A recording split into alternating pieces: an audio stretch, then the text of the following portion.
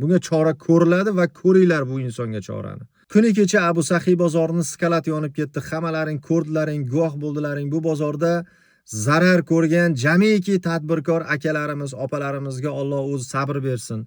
Alloh tez kunlarda o'rnini 100 baravar, 1000 baravar qilib to'ldirsin iloyim. Bu bozorda hammalaring yaxshi bilasizlar, yuzlab, minglab, millionlab biz vatandoshlarimiz, yurtdoshlarimiz oilasini, ro'zg'orini tervatardi bu bozorda orqasidan.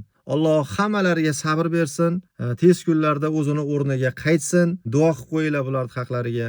Bu videoni ko'rganimdan keyin achinib, shunday o'tkazishimni bilaman, bir qulog'i kar taksi Qashqadaryoda bo'lganmi, Surxondaryoda bo'lganmi bilmayman.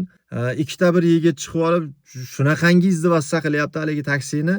Odam o'rnida ko'rmayapti. Hayda, u qil, bu qil. Ey do'stim, kim bo'lgan taqdiringda ham seni o'sha manzilingga eltib qo'yish maqsadida seni olib ketyapti.